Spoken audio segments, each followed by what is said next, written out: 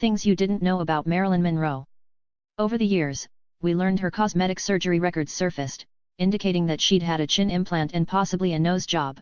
Those X-rays and medical notes were since sold at auction for $25,600.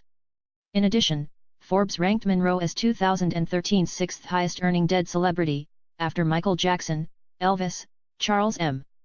Schulz, Elizabeth Taylor, and Bob Marley. She was also named the new face of Chanel No. 5 in October of that same year. On what would have been her 91st birthday, June 1, 1926, we got to thinking, what else would surprise us about America's favorite platinum blonde icon? Here's 10 crazy facts you might not have known about Marilyn.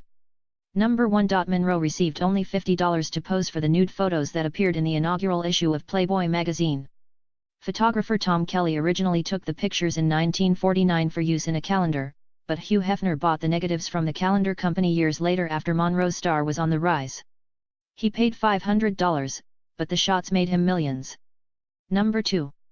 It's often said that Marilyn Monroe was a size 16, but a fashion editor for the Times of London dispelled that rumor when she had the chance to try on articles of Monroe's clothing. Quite the opposite, wrote Sarah Bies. While she was undeniably voluptuous in possession of an ample bosom and a bottom that would look at home gyrating in a J-Lo video for most of the early part of her career, she was a size 8 and even in her plumper stages, was no more than a 10. Number 3. Monroe was hyper-aware of her persona, and her friends sometimes commented on how different she was when she wasn't in character. Author Truman Capote once found her gazing into a mirror and asked what she was doing, to which she replied, "Looking at her." And Monroe's Misfits CO star Eli Wallach recalls walking around NYC with her, saying, "Nobody noticed who she was because she was just being herself. Suddenly her walk, attitude, and appearance would change and in moments everyone would be ogling her and asking for autographs. I just wanted to be Marilyn Monroe for a moment," she said. Number 4. Monroe stuttered throughout her childhood and teens. "I don't know how it happened. Sometimes if I was very nervous or excited, I would stutter," she once said in an interview. A speech therapist would help her overcome the impediment by instructing her to use a breathier tone of voice, but it's said that her stutter returned during the production of Something's Got to Give, her final picture, due to stress. Number 5. Need a great side dish to go with your next holiday meal?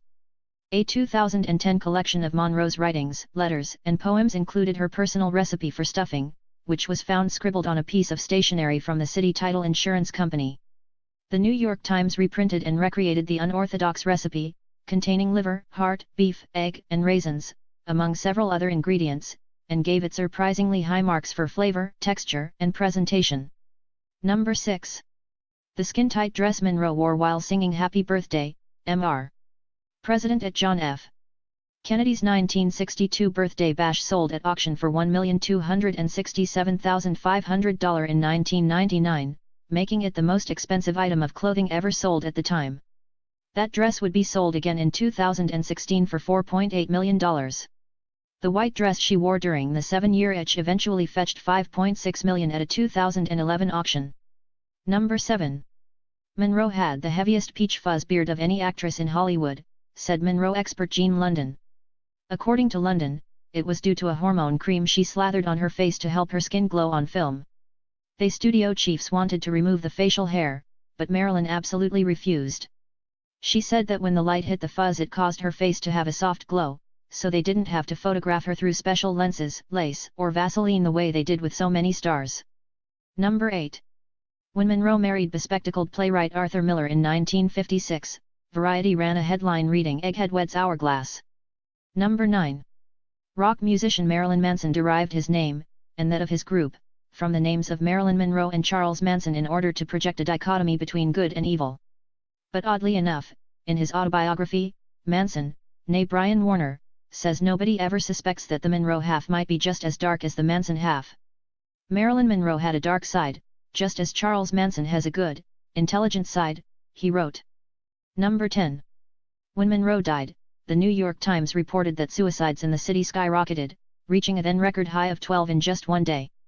"If the most wonderful, beautiful thing in the world has nothing to live for, then neither must I," wrote one of the victims in a suicide note.